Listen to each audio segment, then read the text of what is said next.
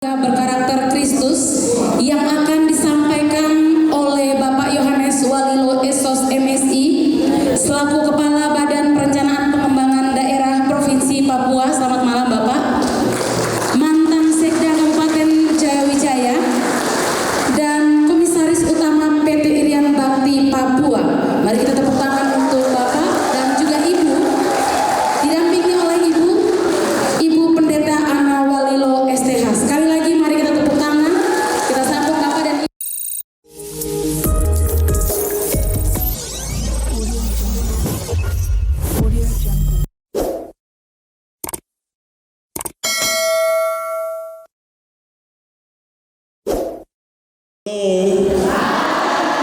Hai, tepuk tangan dulu.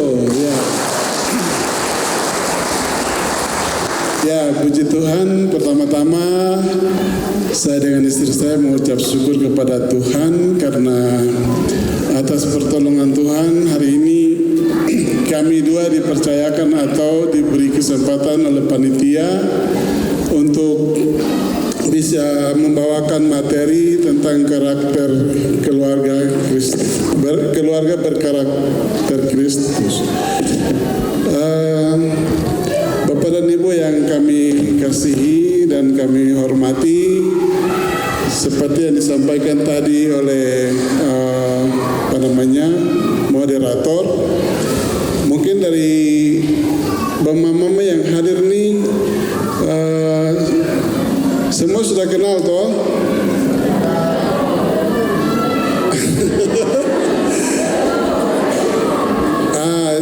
Jujur, ini dalam gereja jadi harus jujur. Ya. Terima kasih kalau yang sudah kenal, kalau yang belum kenal tadi sudah diperkenalkan. Jadi saya pribadi sangat bersyukur karena acara yang luar biasa. Saya terinspirasi acara ini luar biasa untuk mama-mama. Sekali lagi tepuk tangan dulu. Kemudian karena melihat seperti ini tadi di depan itu kami tantang untuk bapak-bapak. Saya bilang terus mama-mama yang sudah hebat begini terus bapak-bapak kamu kapan? Saya bilang begitu. Ya.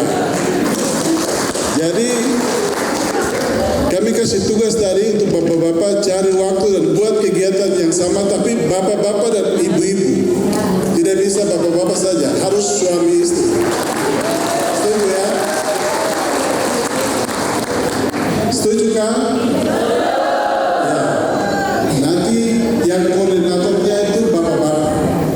Nanti kalau untuk bapak-bapak buat itu yang masak itu tugas mama-mama, bapak-bapak itu. Tapi mama-mama di sesi tertentu nanti ikut terlibat seperti yang hari ini kita lakukan. Baik, kembali ke hari ini, Bapak dan Ibu yang kami hormati. Saya juga bingung karena panitia pilih kasih saya dengan Ibu untuk bawa materi tentang keluarga berkarakter Kristus. Jadi waktu kami siapkan materi, saya bilang Tuhan ini seperti apa ya? Kenapa harus kami yang dipilih? Tapi terima kasih, ini satu kepercayaan dari panitia dan mama-mama semua. Mungkin ada sesuatu yang Bapak dan Ibu lihat dari saya dengan kehidupan istri saya, lalu mungkin kita perlu menyampaikan di kesempatan yang baik ini. Dan sebentar itu nanti Ibu Pendeta yang akan menyampaikan materi. Saya hanya tambah-tambah saja, kan tugas suami begitu toh.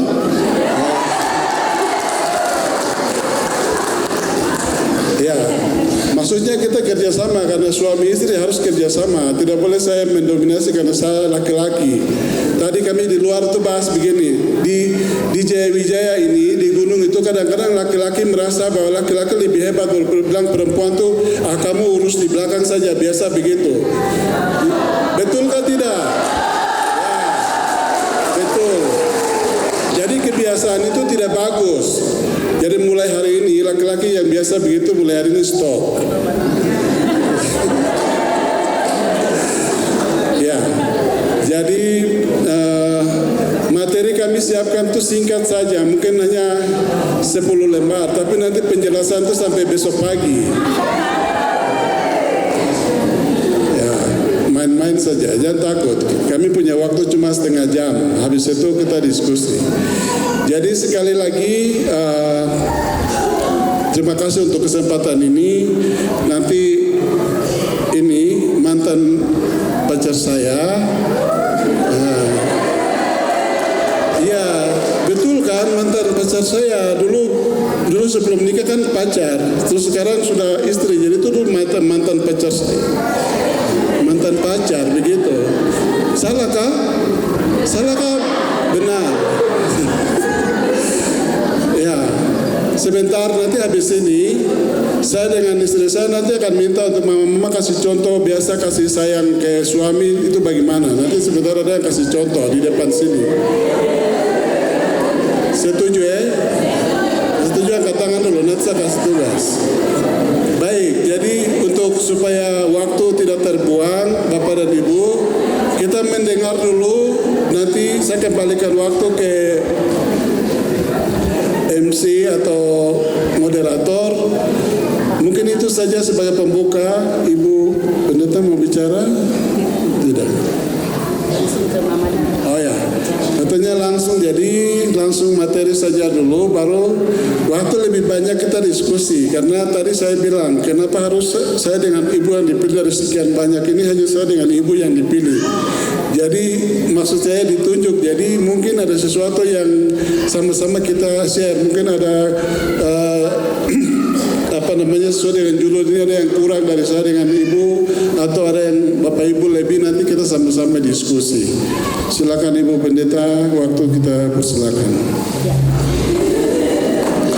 Terima kasih. Saya tidak bisa duduk, minta maaf, kebiasaan berdiri. Minta maaf karena saya duduk sekali. Ibu-ibu, bapak-bapak, saya punya dosen 2 ada di sini. Saya dari awal saya dengar begini, nanti ada Bapak Daniel Ronda dengan Ibu Ronda. Saya bilang kamu kasih mati saya. Ya karena saya punya dosen di sini.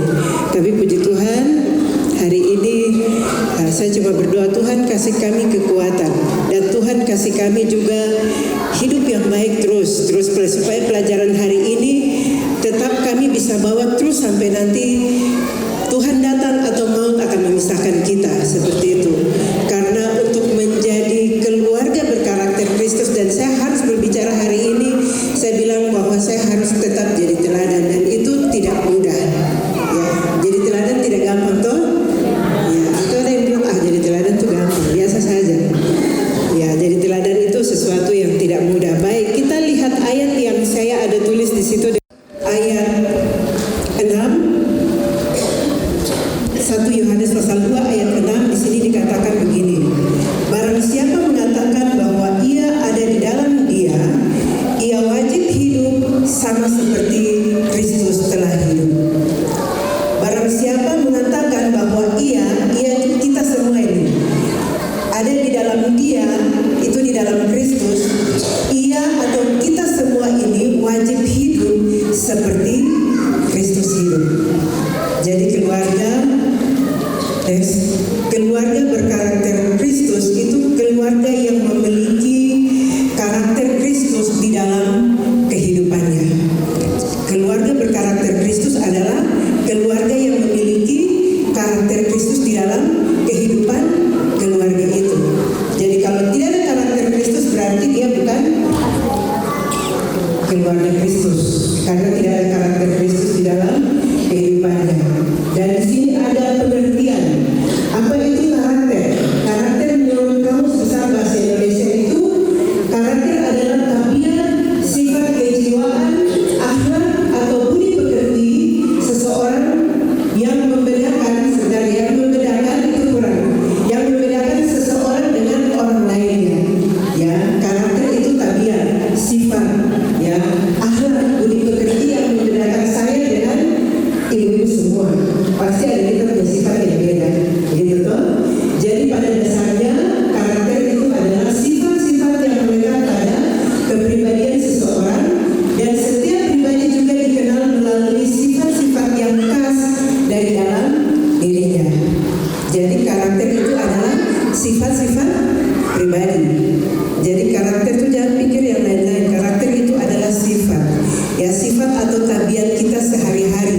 Saya punya sifat seperti apa, karakter saya seperti apa itu saya yang tahu, Bapak Ibu sendiri yang tahu, Bapak Ibu punya diri. Dan saya bisa bilang saya punya suami itu sifat seperti apa, karena kita dua sudah menikah 23 tahun, sudah mulai 24 tahun. Ya, ibu-ibu juga yang tahu, ibu punya sifat kan tahu sendiri toh? Ya, tahu sendiri sifatnya seperti apa. Dan selanjutnya yaitu ada 3 hal penting yang mempengaruhi pembentukan karakter seseorang. Jadi ada 3 hal penting yang mempengaruhi pembentukan karakter seseorang. Yang pertama itu adalah warisan. Ya, warisan ini itu bawaan lahir. Ya, bawaan lahir itu sifat itu diturunkan dari orang tua, ya dari keluarga. Ketika kita lahir sifat itu sama dengan bawaan dari orang tua. Tabiat kita, tingkah laku kita itu bawaan dari orang tua. Jadi kalau misalnya saya lihat satu ibu di sini, oh Tuhan, ibu ini dia bersifat persis sama dengan dia punya mama, begitu. Dia gaya begini, dia persis sama dengan dia punya nenek. Ini nenek betul ibu. Ya, di sini ada anak-anak sekolah minggu yang saya lihat tuh model kayak dia punya nenek. Saya selalu sebut dengan dia punya nenek nama. Pak Odi Halu punya anak, saya selalu bilang Umahe. Ya, Umahe itu nama neneknya punya nama.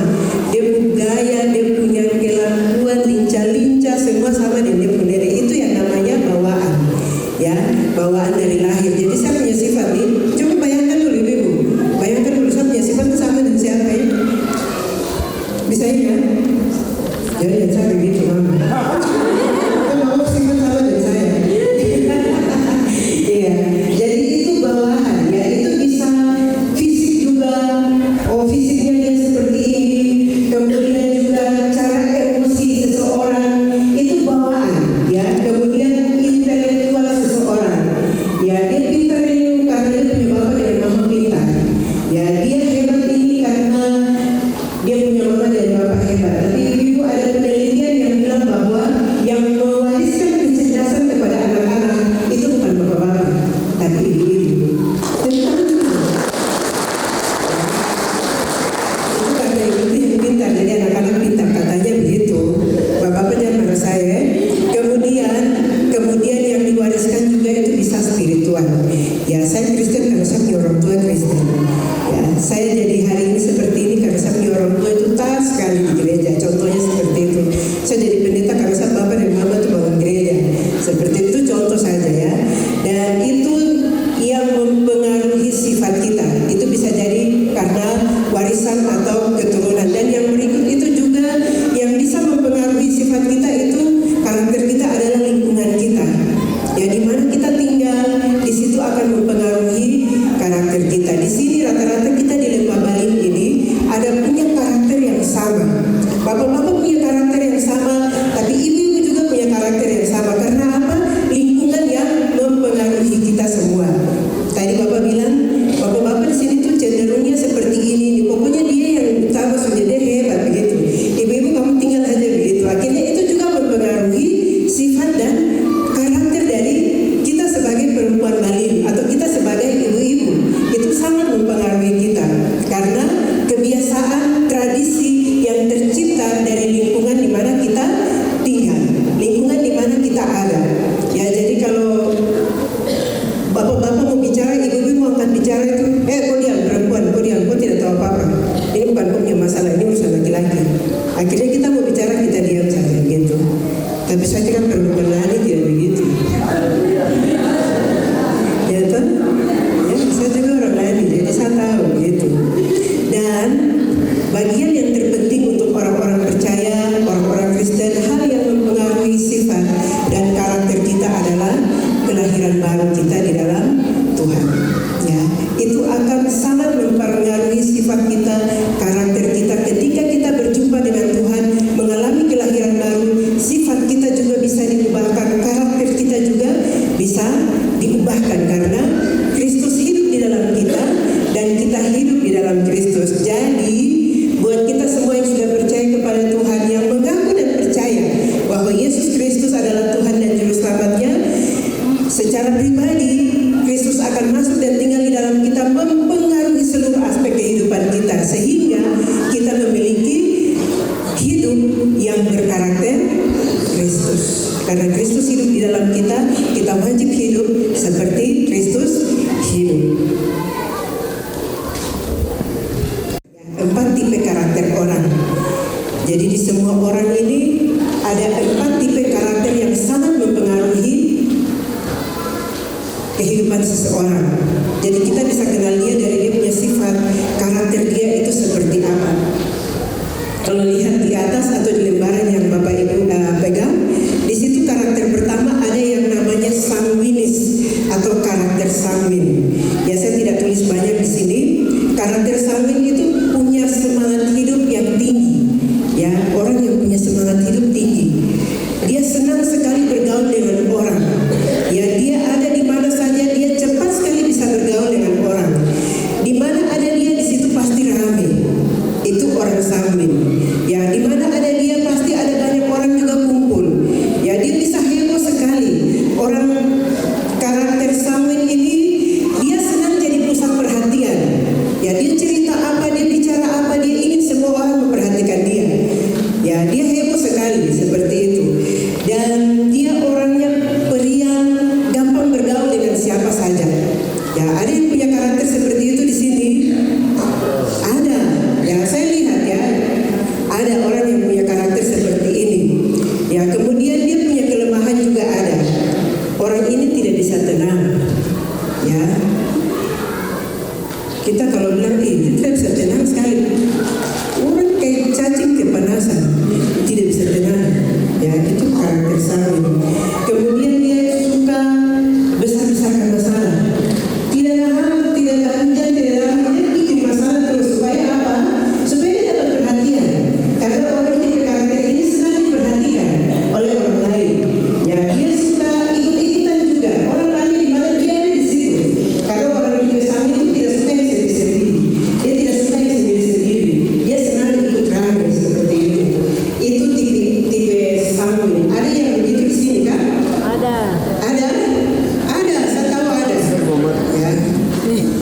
Apalagi yang sudah lama-lama kita kenal, untuk kita baru tahu. Iya, yang senyum paling besar tuh dia sudah. Yang kedua, itu ada tipe melankolis. Ya, dia menyukai hal-hal yang sifatnya itu privat. Dia suka sendiri. Ya, dia suka sendiri. Kemudian orang-orang yang punya karakter melankolis itu orang-orang yang berbakat hebat. Ya, dia juga seseorang yang suka analisis. Dia kalau dapat sesuatu masalah atau dia satu masalah itu, dia akan cerita baik-baik, ini kenapa masalah ini jadi kenapa. Ya, ini terjadi ini seperti ini kenapa bisa seperti ini. Nah, orang seperti ini suka memperhatikan. Dia suka meneliti hal-hal seperti itu. Dan orang-orang yang punya karakter melankolis ini dia sensitif sekali. Ya, sensitif sekali. Dia sedikit-sedikit kalau salah bicara juga bisa tersinggung. Ya, dia bisa tidak senang dengan orang banyak, dia tidak bisa senang. Dan tipe ini dia biasanya bertentangan dengan sanguin. Kalau orang sanguin itu suka senang-senang rame-rame, orang melankolis dia akan duduk dan nonton saja. Jadi orang-orang itu terlalu semangat kayak pusing-pusing. Ya, kadang-kadang kita bahasa hari-hari seperti itu toh. Kemudian tapi orang melankolis ini dia suka kalau siapkan segala sesuatu itu dia mau harus sempurna. Ya, dia mau semua harus kelihatan bagus. Tidak boleh setengah-setengah, semua harus sempurna, semua harus bagus. Ya, dan itu tipe orang melankolis. Dan orang melankolis ini kalau dengar cerita yang kasihan-kasihan, dia gampang menangis. Nonton film India yang dia tidak tahu tuh orang siapa di mana, film saja yang orang buat, dia menangis juga ikut menangis dan film itu hancur-hancur. Siapa pun teman, siapa pun keluarga, dia juga ikut menangis. Gampang iba, ya cepat iba, ya cepat rasa sayang sama orang. Itu orang-orang melankolis. Dia punya kelemahan juga ada. Orang melankolis ini kadang-kadang tidak percaya diri. Walaupun dia punya bakat banyak, dia punya kemampuan besar, tapi mereka tidak percaya diri. Tadi ada yang bilang tuh, saya mau bicara tapi bapak-bapak ada jadi saya tahan-tahan, saya takut. Dia sampai saya salah bicara gitu. Ya, itu kayaknya tipe orang melankolis. Ya, kemudian orang melankolis dia tidak mudah bergaul dengan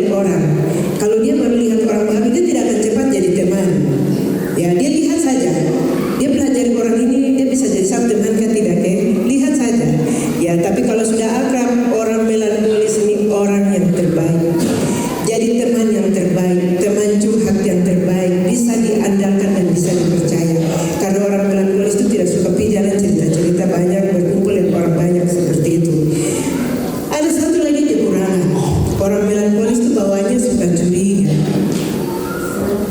Bapak pulang taruh HP nih, saya lihat posisi HP Bapak di mana? Bapak mata salah sedikit dari HP dan WA masuk dari siapa nih? Siapa-siapa yang saja di WA ini? Curiga, siapa yang tadi WA sang suami saja? Ya orang melankolis itu bawaannya suka curiga.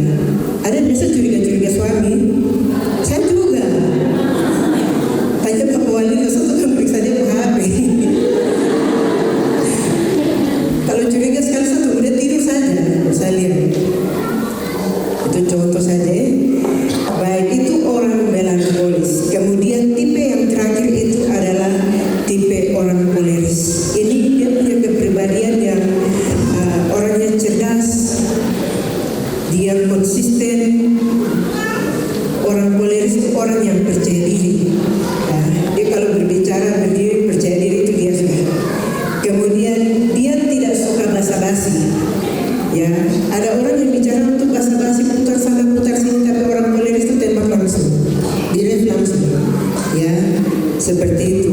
Orang koleris ini mereka juga kreatif karena dia pintar. Kemudian juga dia tipe orang yang mandiri. Dia buat sendiri. Mau buat apa-apa dia bisa sendiri. Seperti itu. Tapi dia juga punya kelemahan. Orang koleris ini orang yang cepat marah. Ya, cepat marah, sungguh pendek. Ya. Pokoknya hal-hal yang kecil-kecil saja, sepele-sepele saja yang tidak ada arti juga dia bisa marah. Hari ini dia marah semua. Pokoknya apa saja dia kasih keluar. Habis itu kita yang orang melankolis ini sakit hati sampai bertahun-tahun. Detik itu juga dia lupa apa yang bikin dia marah. Ya, dia sudah lupa itu. Dia tadi marah kenapa? Apa yang bikin dia marah? Dia lupa. Sebentar lagi dia sudah jalan tegur kita baik-baik. Macam kayak orang melankolis bilang kurang ajar tadi marah setengah mati bertegur-tegur apa? Buang muka dan dia terlalu senyum dan bohong. Nah itu tipe yang tidak akan cocok. Ibu-ibu, bapak-bapak kami orang gunung ini rata-rata bapak-bapak itu punya tipe ini. Ya, mereka punya tipe yang punya watak keras. Mereka selalu unggul. Ya, pokoknya mereka itu satu-satunya yang adalah itu bapak-bapak. Dan kita mama-mama ini cenderung kita punya tipe itu melankolis. Kita terima. Ya, kita terima semua. Apa yang mereka buat ke kita terima saja. Ya, kadang-kadang kita tidak mampu bicara, kadang-kadang kita tidak mampu balas, tetapi tunggu waktu. Ya, betul tuh mama. Karena orang melankolis itu pemalasan itu pasti. 1 tahun ini kan, tahun depan kan, atau tunggu kau tua dulu. Kau tua kau cari saya, enak sekali. Jadi bapak-bapak hati-hati ya koleris. Jangan terlalu tekan kita mama-mama. Nanti kamu tua, kau kasih tinggal kamu. Dulu kau muda kau jago-jago. Kau tua kau bersih. Kau bersih sendiri. Bisa kalau masa tua kau hidupin jago-jago dikasih tinggal kamu. Kan tidak mampu saya.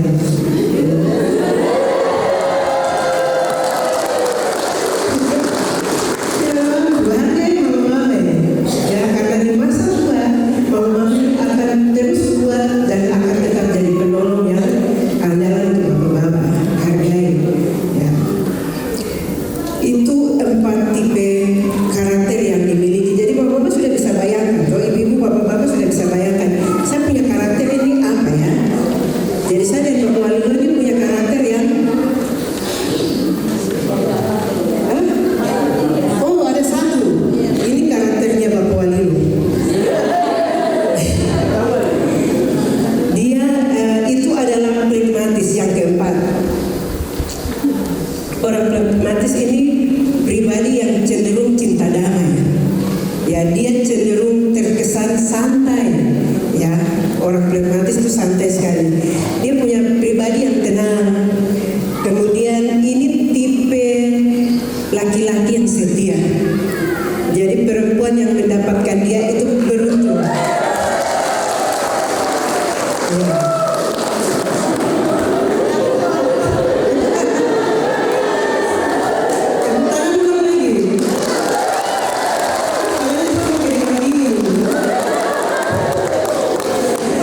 Iya.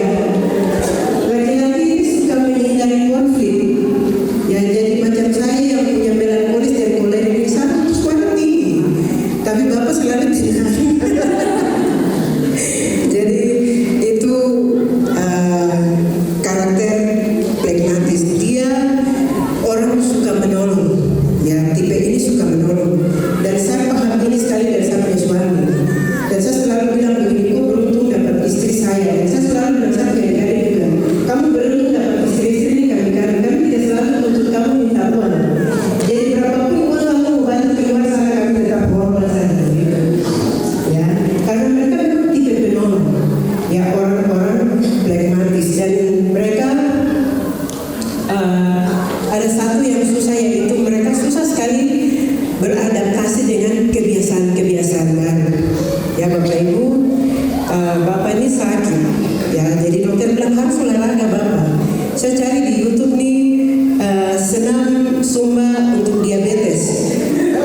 Saya ajak Bapak, ayo kita senam, tiap hari saya senam diabetes.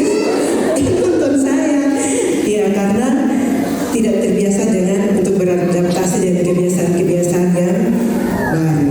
Dan ini lawan dari karakter sanguin juga. Mereka tidak suka orang seperti ini. Jadi bapak-bapak, ibu-ibu, ini akan sangat menolong kita. Kalau kita pahami kita punya karakter sendiri, coba pahami karakter suami itu seperti apa. Saya punya suami ini karakternya apa? Ya kalau suami koleris, atau suami punya karakter sanguin, atau suami punya karakter seperti apa, itu akan menolong kita juga untuk beradaptasi dengan kita punya suami. Ya itu akan sangat menolong. Jadi kalau saya punya watak yang keras ini, kalau Bapak punya watak yang seperti ini, bagaimana kita bisa dipertemukan? Ya kadang-kadang kita itu sudah terlanjur menikah dulu. Ya menikah dulu baru tahu karakternya. Tuhan, dulu pacaran tuh manis-manis. Dulu pacaran tuh semua bagus-bagus. Setelah menikah baru tahu Tuhan, ternyata dia begini. Ada yang sampai bisa bilang, Tuhan saya menyesal sekali nikah dengan dia. Tapi pendeta sudah berkati dalam nama Bapa, Anak dan Roh Kudus dan tidak ada perceraian. Terima dia apa adanya. Ya. Kalau saya pahami karakter suami, saya pahami karakter istri, saya akan bisa mengatur hidup saya dengan baik, bisa menjalani kehidupan saya dengan baik. Kalau saya sudah emosi tinggi atau saya emosi tinggi, tiba-tiba suami yang pragmatik ini bicara tinggi, lebih baik saya diam. Daripada kepala asap, lebih baik diam. Karena orang yang tidak tahu bicara banyak, itu tangan bisa jalan, ibu-ibu. Ya. Ya, lebih baik saya diam begitu, sadar diri, diam saja. Ya tidak usah bicara, tunggu dulu, nanti tenang berbicara lagi. Ya, itu kalau kita yang punya karakter kuat, kemudian suami punya karakter yang lemah, kita yang dominan, kita yang bicara terus, bahaya ibu. Rumah tangga itu akan jadi seperti neraka, meledak terus, begitu. Koslet terus dalam rumah karena kita tidak bisa jadi satu, karena dengan kepribadian kita yang berbeda. Ya, sebenarnya kepribadian yang ada pada diri kita itu masing-masing unik. Ya, masing-masing punya keunggulan. Yang penting kita pahami dan kita bisa jalani itu semua dengan baik. Kiranya ini bisa menolong kita pahami diri kita sendiri untuk menolong hidup kita dan rumah tangga kita bisa berjalan dengan baik, sehingga kita juga bisa memiliki karakter yang baik di dalam rumah, menjadi teladan bagi di dalam rumah, anak-anak, suami dan keluar dari rumah juga kita bisa punya karakter yang baik. Ada sifat-sifat atau karakter Kristus. Ya di sini ada beberapa karakter yang saya ambil. Setuju? Cendrawasih itu dia cantik, tapi ingat cendrawasih itu bukan burung baik, dia burung buas. Jadi perempuan-perempuan Papua itu jangan campurin orang. Lihat nih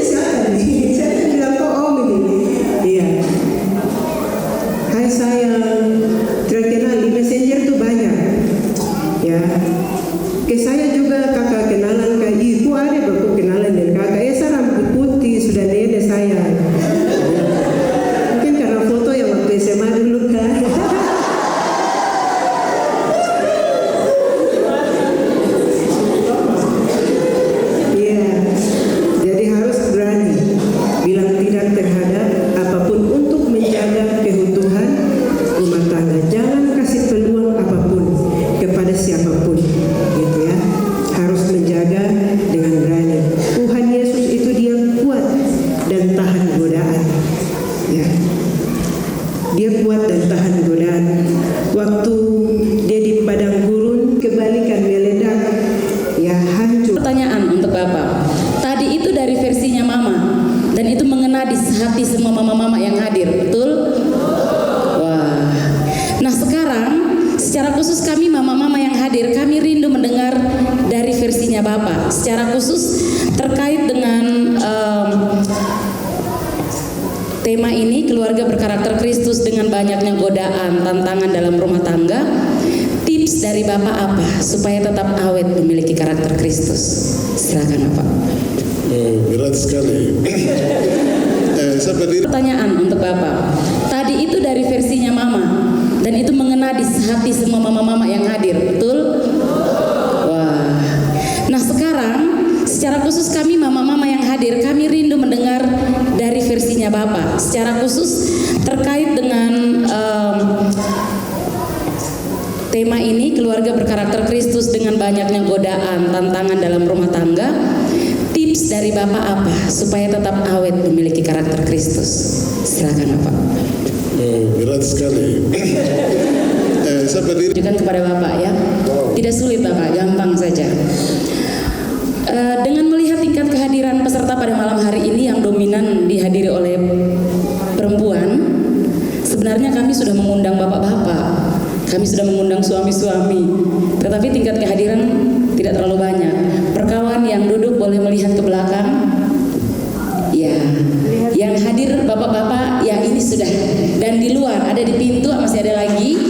Iya, terima kasih sudah meluangkan waktu untuk hadir ya. Bapak, ini pertanyaannya sederhana sekali Bapak. Bapak tolong kasih kami, tadi Mama sudah jelaskan banyak sekali, ada 10 dan Mama jelaskan dengan sangat bagus dan mendetail sekali. Bapak tolong kasih 3 poin, 3 saja, jangan banyak-banyak, supaya kami tidak lupa begitu ya. Yang harus kami bawa pulang dari tempat ini dan kami terapkan di dalam rumah kami. Kita lihat dari karakter-karakter yang Mama sudah jelaskan tadi, bahwa pasti di dalam rumah tangga itu karakter suami dan karakter istri pasti beda, seperti itu. Nah, dengan materi yang luar biasa pada malam hari ini tentang keluarga berkarakter Kristus, kira-kira 3 poin dari Bapak yang saya merasa itu penting sekali untuk Bapak kasih ke kami sebagai bapak-bapak yang hadir malam hari ini, sebagai mama-mama yang hadir malam hari ini, untuk kami pegang, kami pulang dan kami lakukan. Ada banyak, tetapi saya minta mungkin untuk 3 poin saja dulu Bapak. Silakan Bapak. Bapak dan Ibu, tadi materi dari Bapak Pendeta, Ibu sudah sampaikan, terus dengan Ibu. Jadi hanya singkat saja. Yang pertama seperti materi tadi, yang pertama kita semua harus memiliki kasih. Jadi mama-mama maupun bapak-bapak. Jadi harus pertama yang harus sebagai keluarga Kristen harus kita memiliki kasih. Kalau tidak ada kasih, jangan harap untuk nanti dalam keluarga itu baik. Karena seperti Tuhan Yesus, kita belajar tentang karakter keluarga Kristen. Jadi pertama seperti Tuhan Yesus mengasihi kita semua, kita harus punya kasih antara sesama suami dan istri, antara suami dan istri, dan setelah itu ke keluarga dan ke yang lain. Kemudian hal yang berikut, kalau suami tidak buat sesuatu yang menyenangkan, itu jangan mama-mama marah-marah begitu. Jangan marah. Mana bisa kah? Ini macam tegang gitu. Jadi mungkin ini tips dari saya. Saya juga kadang-kadang suka marah Ibu Pendeta. Saya biasa bilang, minta maaf Ibu Pendeta. Ya, dia sebagai hamba Tuhan, saya bukan hamba Tuhan, tapi saya sebagai kepala keluarga. Jadi saya bilang kalau di rumah, saya bilang Ibu harus dengar saya. Saya bilang, saya tahu Ibu hamba Tuhan, tapi di rumah ini saya kepala keluarga, saya bos. Tapi kalau di gereja, di tempat pelayanan sama. Tadi Ibu bilang, kalau Ibu di Jayapura itu kalau pergi pelayanan kemana-mana saya jadi sopir. Jadi pernah orang panggil saya Pak Sopir atau Ibu kah gitu. Ya, saya ya. Gitu. Hal yang ketiga, kita mampu mengasihi. kita dalam marah dalam bentuk apapun, tapi harus bisa mengasihi suami maupun istri sama. Jadi suami harus mengasihi istri, istri harus mengasihi suami. Kalau tidak ada ketiga hal ini, maka ya sekali lagi mustahil untuk keluarga itu bisa akur baik dan kita bisa dalam kehidupan secara baik. Jadi tapi yang paling pokok adalah seperti itu, hanya harus mengasihi, dan kita harus saling mengasihi antara suami dan istri dan semua keluarga dan semua yang lain. Mungkin itu yang bisa saya sampaikan. Silakan, mungkin ada ruang tanya jawab, Ibu. Silakan Pak dulu. Baik, terima kasih. Saya persilakan Bapak untuk saya mau menyampaikan tidak hanya kepada pemateri saya, tetapi kepada semua bapak-bapak yang hadir di malam hari ini. Ya, jadi bapak-bapak tolong dengar apa yang akan saya sampaikan. Hanya kita semua di sini menganggap diri kita bahwa kita adalah keluarga Kristen yang berkarakter Kristen seperti yang sudah tadi disampaikan oleh pemateri. Tetapi selama ini yang saya lihat, tolong saya dijawab alasannya kenapa ketika dalam pengambilan keputusan itu bapak-bapak itu jarang menghadirkan mama-mama untuk ikut terlibat di dalam. Itu bukan sekarang saja, tapi itu sudah turun-temurun. Mungkin sekarang bapak yang hadir bisa sampaikan alasannya kepada kami semua yang ada di tempat ini. Alasannya kenapa? Karena yang selama ini saya lihat ketika dalam pengambilan keputusan hal penting itu jarang sekali mereka melibatkan kaum perempuan atau kaum mama. Apakah pendapat kami tidak berguna atau tidak penting? Kalau menganggap tidak penting, kenapa kami dijadikan penapi? Seperti begitu. Jadi saya mohon untuk dijawab kepada bapak-bapak semua yang hadir, siapa yang bisa mewakili untuk menjawab pertanyaan saya. Terima kasih dan selamat malam. Ya, ini tadi kami sempat bahas di luar dengan Bapak Pendeta. Jadi Bapak Pendeta tanya begini, kira-kira persoalan apa yang ada di Papua ini lebih khusus di pegunungan ini? Dia bilang masalah di suami-suami. Terus saya bilang salah satu masalah itu yang tadi pertanyaan. Jadi kami di gunung ini seringkali dalam pengambilan keputusan ataupun dalam semua hal itu kita anggap perempuan itu kita anggap dia di belakang, yang biasa urus belakang. Jadi dalam pengambilan keputusan itu selalu harus laki-laki yang ambil keputusan. Dan itu budaya kami dari dulu, dari orang tua sampai dengan hari ini terjadi. Dan tadi kami bicarakan itu juga, dan pertanyaan itu muncul di tempat ini. Jadi saya jujur saja sampaikan begini Bapak dan Ibu, khusus ibu-ibu, karena ini pertanyaan dari ibu-ibu. Memang kita jujur, khusus untuk kita di gunung ini, itu salah satu yang memang sifat yang selalu ada di dalam setiap pria-pria. Benar ya? Harus jujur kasih tahu ini pria-pria. Akui kan tidak? Akui, ada sifat itu. Sekalipun hari ini sudah modern, sudah berubah zamannya, tapi sifat itu masih ada, kita nggak. Jadi kalau hari ini dengan kondisi hari ini saya mau bicara bahwa sebenarnya pertama sifat itu sudah tidak benar atau salah. Kalau kita kembali ke firman Tuhan, Bapak Pendeta, Ibu semua hamba Tuhan, kita sesuai dengan firman Tuhan itu mulai dari perjanjian lama dengan perjanjian baru. Saya pikir antara perempuan dan laki-laki itu sama. Malah perempuan yang lebih maju dalam pelayanan lebih dulu. Tapi kadang-kadang karena tadi budaya itu membuat kita sifat itu melekat di kami. Dan kembali kepada perilaku kita orang Balim ini. Jadi saya tadi di luar sampaikan mulai hari ini atau kita setelah seminar ini, yang selama ini perlakukan ibu-ibu seperti itu mulai hari ini stop dan bertobat. Setuju ya? Dan itu sifat yang kita harus tinggalkan, karena hari ini zaman emansipasi.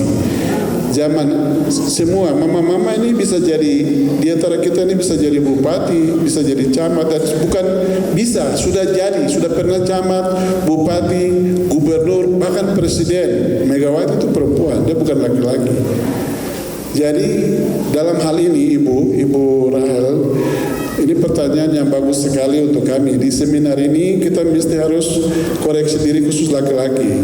Kita mau mulai dari kita yang ada hari ini di kader Kemah Injil, kita kasih contoh untuk yang lain. Kalau hal yang tidak baik kita tinggalkan, dan mari hari ini kita libatkan mama-mama dalam semua hal, dalam pengambilan keputusan dan lain, sehingga antara laki-laki dan perempuan harus jalan secara bersama-sama. Mungkin itu jawaban dari pertanyaan yang bisa saya sampaikan. Mungkin kurang, tapi itulah pertanyaan yang bisa saya jawab.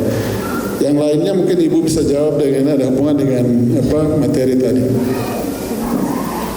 Baik, terima kasih. Saya tambah sedikit ya. Saya sedikit membela bapak-bapak dulu.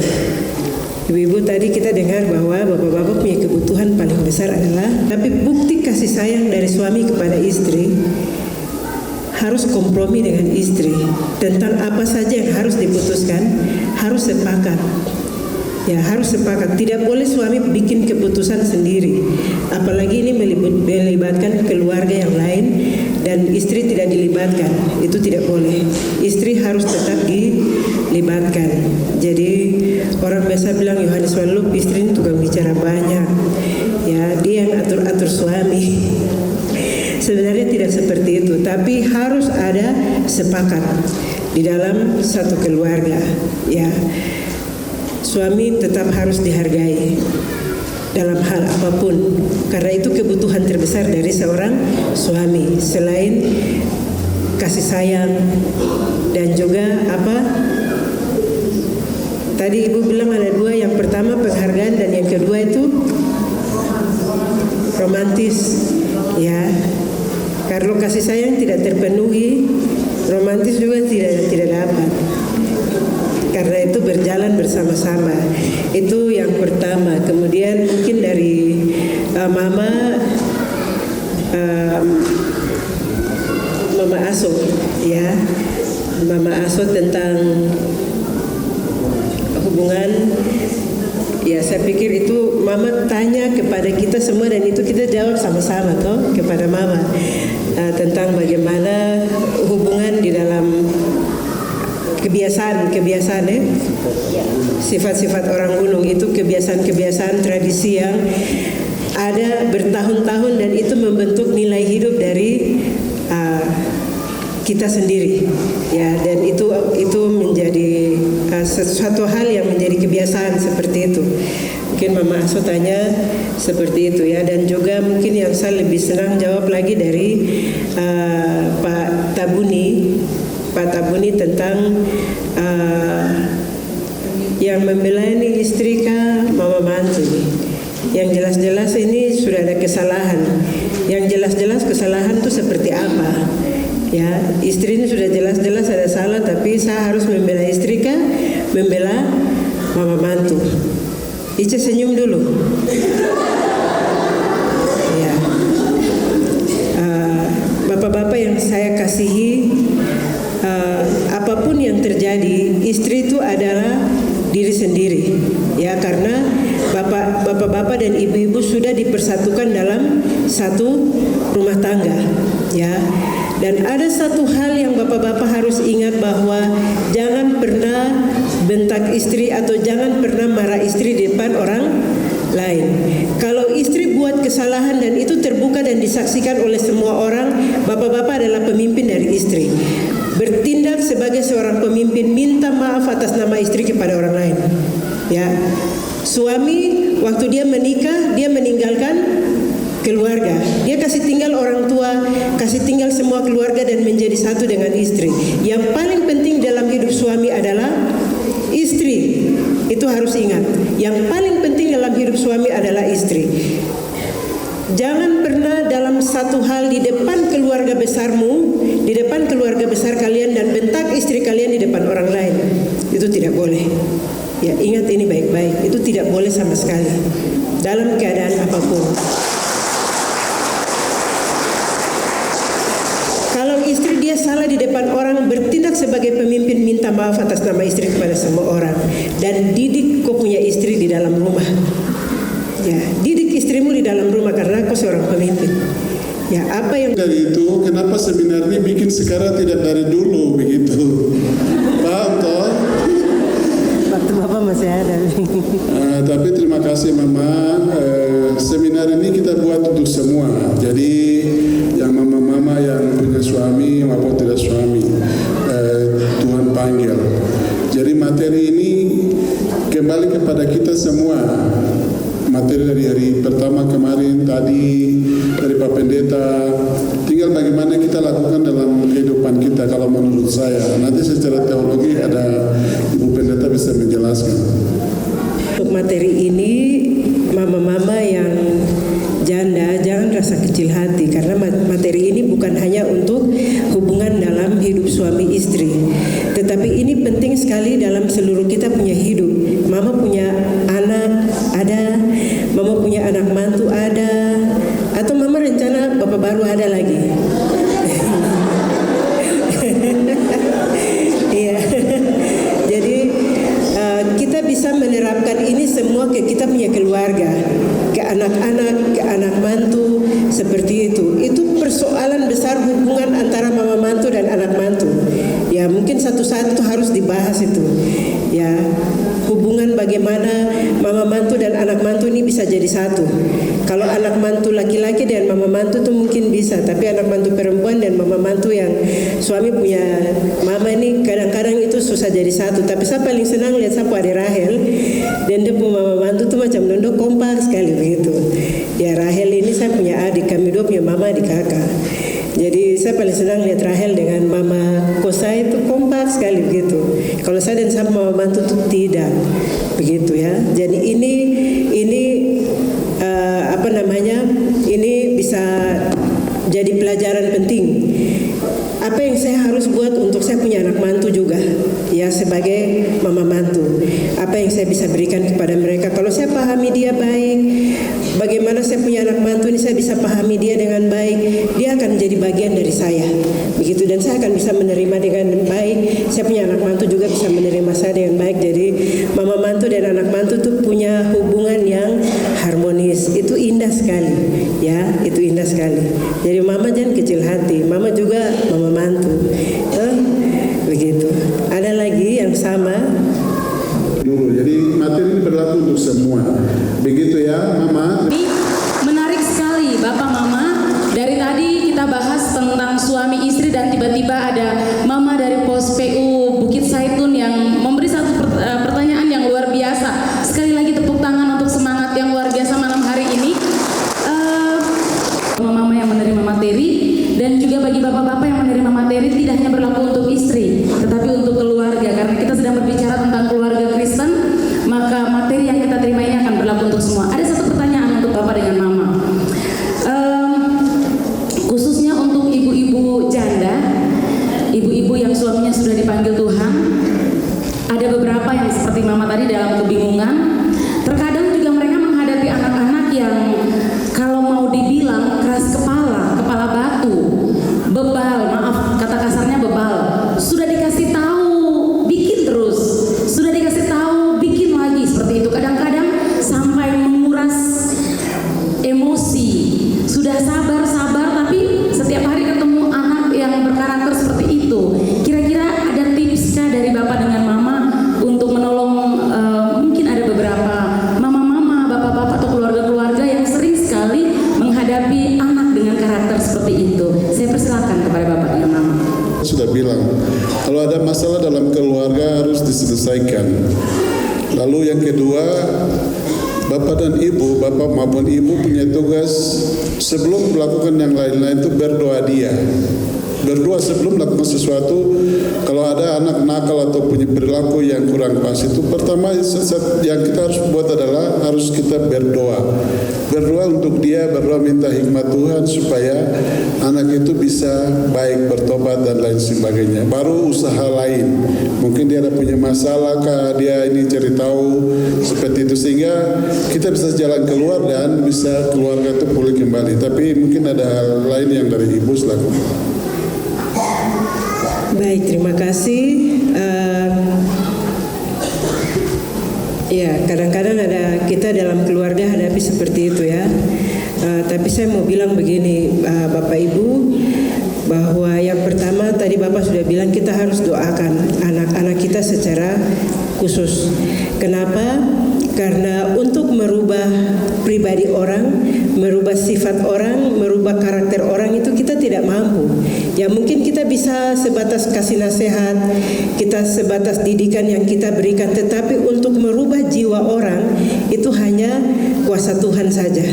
Ya hanya kuasa Tuhan saja. Itu sebabnya terus doakan anak-anak kita secara khusus. Itu bagian yang pertama. Bagian yang kedua, nasihat dan pengajaran dari orang tua tidak boleh putus dalam keadaan apapun. Ya nasihat dan pengajaran itu harus tetap disampaikan kepada anak-anak. Kemudian anak-anak itu juga butuh sentuhan kita. Ya kita jangan nasihat anak-anak sudah nakal datang terus nasihat dengan nada tinggi. Ya kita harus sedikit turun juga sebagai orang tua. Ya panggil mereka, duduk baik-baik, rangkul mereka, peluk mereka dan ajar mereka. Anak-anak itu kadang-kadang rasa tidak dihargai. Seperti tadi saya bilang bahwa suami tidak boleh bentak istri di depan banyak orang. Orang tua juga tidak boleh bentak anak di depan banyak orang. Karena anak juga punya nilai diri. Anak juga punya harga diri. Ya, orang tua tidak boleh bentak anak dan marah anak di depan orang. Dia tidak akan menjadi semakin baik. Dia akan menjadi semakin keras kepala. Dia akan semakin kepala batu. Saya punya bapak dan mama tidak hargai saya. Ya, anak-anak walaupun kecil dia punya harga diri ada. Ya, kita penting sebagai orang tua untuk menghargai anak-anak kita. Jangan bentak mereka di depan orang. Ya, bawa mereka pulang, duduk dan bicara dengan mereka. Tanya mereka masalahnya apa. Ya, dan saya pikir kita akan dapat jalan keluar yang terbaik. Kalau anak sudah kepala batu, baru kita orang tua tambah gas lagi, anak dia akan semakin jauh dari kita dan dia tidak akan semakin dekat dengan kita. Jadi doakan dia, tetapi harus mengasihi dengan baik. Jangan pernah bentak anak di depan orang. Ini ingat baik-baik. Terima kasih.